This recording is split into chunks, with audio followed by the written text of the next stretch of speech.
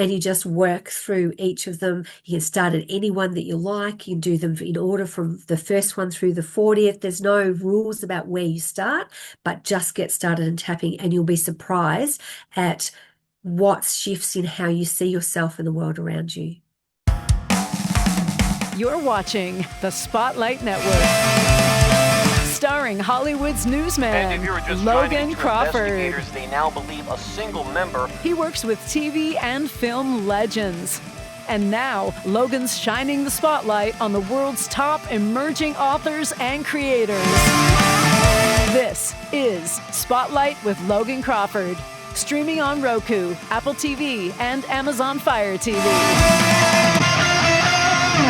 I'm Logan Crawford, and right now on the Spotlight Network, we're diving into the transformative world of emotional wellness with a terrific author by the name of Leonie Blackwell. She has penned a powerful book.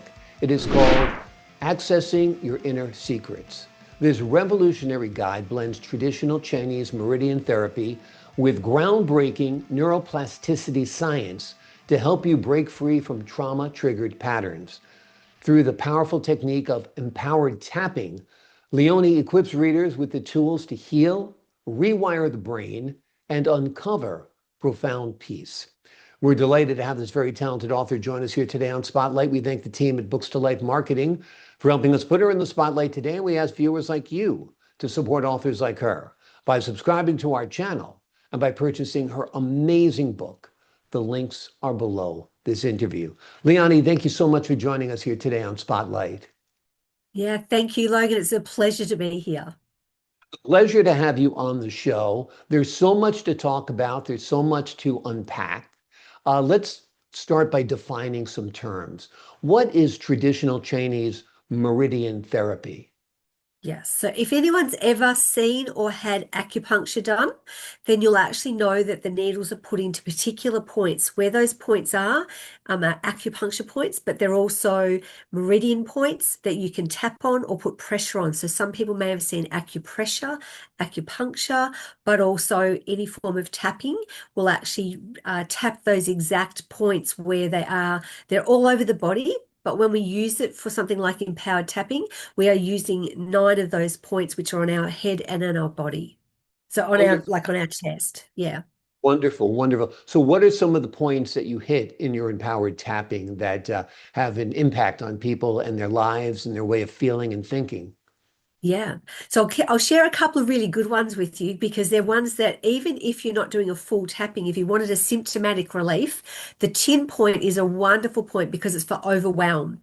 So if you're ever feeling really overwhelmed, tapping on your chin and then basically taking some deep breaths, and all of a sudden you'll notice that it starts to feel calmer and you're not as overwhelmed. And what I love about this is, if you think about it, when we are a bit like, oh gee, what do I want to think about that, we naturally put our finger to our chin and put a bit of pressure right on that point. So we intuitively know the spots on our body to actually touch in that sort of situation. Another one I really like is the ones at the eyebrow point, because I always say to any mother, what do you do to soothe your distressed child? And they'll always talk about rubbing that part of there. So when we tap here, we're dealing with trauma in particular.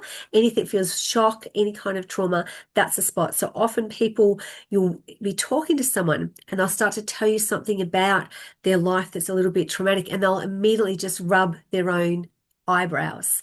And that's actually, again, another intuitive way that we just calm our nervous system by actually being able to either rub it or tap it. So yeah, there's some great ways, but also side of the eye is another one. That's a good one. Think about, what do we do when we've got a bit of a headache? We often will rub our temples. Mm-hmm. And if we're tapping them, they are very much around that confusion about, why is this happening? What's going on? And so it's a really good spot to do that. So when we do things like emotional tapping, we're using these points to basically tap, if you like, tap out the negative feelings, the negative beliefs that we have, but we can keep tapping them afterwards, and we can put in positive affirmations, we can put in positive statements. So each point clears a block. So the chi that runs through a meridian point clears the block, but then we can also tap it to bring in some positive feelings as well. Wonderful, so it's quite wonderful. amazing. That's great. And it really is instinctive. Like you said, when people want to calm down, they sometimes do put their hand to their chin, the same with the eyebrows and the same with the temples. Very, Yeah, very true, particularly when you reflect upon it after having you pointed out. Are yeah. these techniques that you use on yourself or use on others or both? So the answer, of course, is both. And Mhm. that's what's so amazing. You can do it, on yourself. I can tap people, but for the most part, realistically, we probably prefer someone to tap on themselves. But if you're actually a mum and you had a little baby who was a bit distressed and a bit overwhelmed, you could easily just tap very gently onto your baby's chin without any problems. And as I said, most mothers will calm their child by rubbing. And for small children, you can use those same meridian points and tap on those points for a child. But children often will very quickly pick it up and want to start sort of tapping their own spots as well once you show them how to do it. So you can do it on yourself, but you can also do it for, particularly for younger children, you might do it for them initially. So yeah, and I have lots of clients who do it with their small children and they say their kids will literally come and go, I need to tap some more, mum, and then they'll have a little conversation and they'll tap away and they love it. Children love to feel better. I mean, we all do, but children are such a raw example of the beauty of our innate nature to want to be our best. Exactly. Everybody likes to be calmed down, comforted, Yeah. embraced, touched. It's Yes. essential to human life. Mm. Let's It talk about is. the role neuroplasticity plays in healing trauma. Yes. So I mean, I love science. And one of the reasons I love science is because they keep finding out things. So once upon a time, we'd have sayings like, can't teach an old dog new tricks. And the idea was that once you had a personality, once you did things a certain way, then you were always going to do that. Once you had a certain response to things, that would never change. And of course, with the science of neuroplasticity, we now understand that in fact, the neural pathways in our brain are constantly being renewed, reconnected, redeveloped, and all that sort of stuff. So part of the neuroplasticity is that if you imagine, I always kind of like put my fingers together and they're joined. That's our paths. And let's say, I'll see how we go with this, but let's say that our neural pathways are connected like that, but in fact, it should be connected to this one over here. But our negative beliefs have actually created it so we automatically pull back memories and remember things in a certain kind of way. Once we tap them and we dissolve that, what actually happens is that neural pathway now connects to a positive, more true to ourselves way of seeing the world. So neuroplasticity shows that we can change those neural pathways and think differently rather than the old dog can't learn new tricks. In fact, we can now teach ourselves and our dogs new tricks because we can actually rewire our brain, remap our brain, change those neural pathways so we can now connect more into our own truth rather than the beliefs that have covered us over from those negative experiences in our lives. Absolutely. It's so empowering to know that your brain is changeable, that you might be Yes, wired a certain way now, but you can rewire it in a more positive way. And a lot of absolutely. people are stuck in different patterns of trauma. Talk to us a little bit about trauma-triggered patterns and Yes. what people do if they are stuck in them, or what they can do if people feel stuck in them. Yeah. Because one of the things I just want to quickly say is that Mhm. I often say to people, your coping mechanisms is not your personality. Our personality traits are very different to our coping mechanisms, but people often confuse them and think they're the same. And when it comes to trauma responses, that is tenfold even so. Often after a traumatic experience, people will view themselves that this is how I am now and I will always stay that way. Right. And the reality is that doesn't have to be true. So what I do within the accessing your inner secrets is I actually talk about the way in which it doesn't always have to be those big traumas. So we all know a car accident or an assault or something really major can create major traumas. So we call them big T's in our world. But the small T's, the little things that happen and happen and happen. So these days we often talk about complex post-traumatic stress. Now, what that is an accumulation of what they call the ACE, so adverse childhood events that have actually gone on. And they are basically, in my language, unmet needs. So when we don't have the need to be loved, we don't have the need to be accepted or approved of or feel worthy or feel important happen, and they accumulate over time, they end up leaving the same imprints in our brain as if we've been traumatized. So these mini traumas accumulate. And as a result of that, we actually end up feeling like life has just battered us down and we can't keep coping. And with each unmet need, we actually have a corresponding fear that goes with it. So if I don't feel loved, I fear that I'm unlovable, that I'll be abandoned, that no one's going to be there for me. So the fear that it could be true that I'm unlovable drives me to find ways to get my needs met. And so a lot of our motivation, a lot of our drives that we actually have to go and link to people, connect to people, and a lot of our behaviors is to get an unmet need met. And so a lot of the times I say to people, we sometimes think people's behaviors are a little extreme. We think, oh, what's that person doing over there? Why are they carrying on like that? But if we stop and go, what need are they trying to get met by this behavior, we can often then have a lot more compassion, empathy, and understand what we can do to actually make them feel better. These adverse childhood experiences have such a profound impact on our lives. And like you said, they're not necessarily what people think. I mean, it can just be your parents fighting a lot. It can be one parent imprisoned. It can Yes, be a number of negative experiences while growing up that can undermine your whole life unless you become aware of them. In exactly. addition to your book, you have online learning as well. Tell us about that part of your work. Yes. So I have the Be Well Institute, Mhm. and on that I have accredited, independently accredited practitioner courses. So people can do flower essence therapy with me. They can learn how to do the empowered tapping. That's accredited worldwide. So people from anywhere can actually enroll into those. I also have a tappers tribe. So people if they get the book and go, wow, I really love this. It's made me feel different. I want more. I have an entire community we have just hundreds and hundreds and hundreds of videos of different tappings that cover all sorts of different kinds of topics. So that's really great fun as well. And all little bits and pieces of other little just one-offs that people might like to also kind of get involved with just like mini courses as well. So there's a wealth of information there. There's a lot of blogs. I also have my How community, which is a healthy, optimal wellness community that talks about physical health as well as mental and emotional health.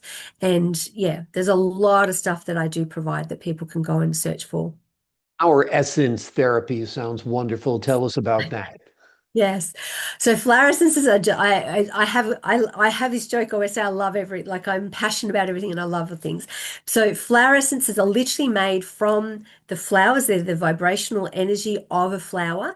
And I always say to every emotion that you can think of, there's a flower essence that can help. So similar to the idea of what tapping does, when you take a flower essence, it actually clears that energetic block and brings you back to the truth of who you've always been. And so we're able to shift a lot of negativity. And, we don't have to do life the hard way. Life can be challenging, but when we support ourselves with these kinds of gifts that are naturally, intuitively in us or given by nature, then we can actually really assist ourselves to move through our lives with more support and more understanding and greater consciousness so that we can really be ourselves and contribute to this world. So I love sharing both of those emotional wellness Sound like tools. wonderful techniques. What about somebody who's been raised in a household where they're made to feel worthless and they grow up feeling worthless and they have low self-esteem? Empowered tapping is great. Is it also coupled perhaps with positive affirmations? Tell us about how someone in that situation can rewire their brain.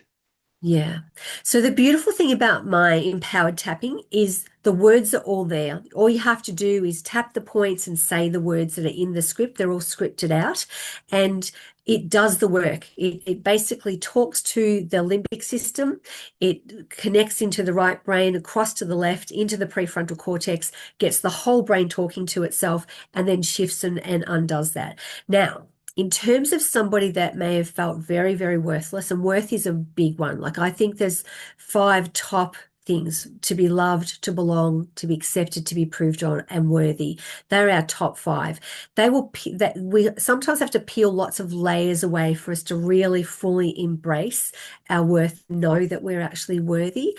One of the things that actually people often do is that they associate their worth with what they do and self-esteem. And a lot of people whose self-esteem go up and down, it's actually they have an issue with worth. So the foundation of our beings is knowing that we are innately worthy. So when we do things like tapping, we're able to like change those beliefs. So the statement is along those lines, like by interpreting, say, what was said to me as a child. I won't name mum and dad, but let's say my parents told, what my mum and dad said to me is being about me. I've created a belief that I'm worthless, or I've created a belief that I'm not worthy, or I've created a belief that I don't deserve anything good in my life. Because when we look at worth, it says that we deserve something. And so when we don't know that we're worthy, we don't think we deserve the good things in life, or, those kind of things. And so as you tap that, just to give a little, so the process is, I always say this, the first 3 spots that we tap, which is the top of the head, the eyebrow point, and around the side, that gets the brain's attention. So what happens is the brain goes, huh? What? What are you saying to me? Then when we do under the eyes, top of the lip, and the chin, the brain goes, no, no, no, no, no, no, no. You can't change this. No, no, no. We've lived like this forever. Hang on, you can't say that. And then when we do collarbone underneath on the right-hand side and under our arm, the brain goes, oh yeah, that's a really good point. And I have clients literally say to me, they can feel their brain disconnecting those beliefs and moving them. So absolutely, things like feeling worthless, low self-esteem, feeling like you're not very competent, you can't do things, feeling like nobody approves of you, they are, if you like, the bread and butter of what empowered tapping can help you with. Wonderful, wonderful. I'm glad I asked that question because it was a great, basically start from finish example of how people can be empowered through your technique of empowered tapping, hence the name. What do you hope readers take away from your book once they've completed it? So the wonderful things so far with those who have purchased the book, because obviously it's been in Australia at the end of last year, so I've had a couple of months where people have purchased it locally, and people have gone home and tapped something and then sent me messages going, oh my goodness, I cannot believe how different I feel. And I had one lady who actually sent me a message and she said, I usually procrastinate. It takes me for ages to get things done. I did one of the rounds. They're 5 minutes each. It doesn't take very long. And she said, I did more tasks today than I have in the last month. And she said, I can't believe it.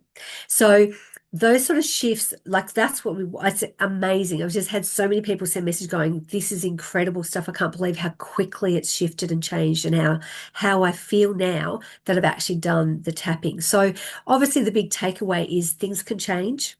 You don't have to stay stuck in the patterns you're in. And it is literally, each script is 5 minutes. So everyone can find 5 minutes in their day to just go through the tapping. And things will start to shift and change, and things you didn't think could ever be different will start to be different. And you just work through each of them. You can start at any one that you like. You can do them in order from the first one through the 40th. There's no rules about where you start, but just get started in tapping, and you'll be surprised at what shifts in how you see yourself and the world around you. Wonderful. Just get started. Just do it, like Nike says, without a doubt. Absolutely. The name of the book is Accessing Your Inner Secrets. It is a powerful tool for transforming pain into peace and tapping into your truest self. Leonie, thank you so much for joining us here today on Spotlight. My pleasure. Thank you for having me. Such an insightful interview. I appreciate your wit, your wisdom, and your insight. For the folks at home, I'm Logan Crawford, thanking you for your time this time. Until next time on Spotlight.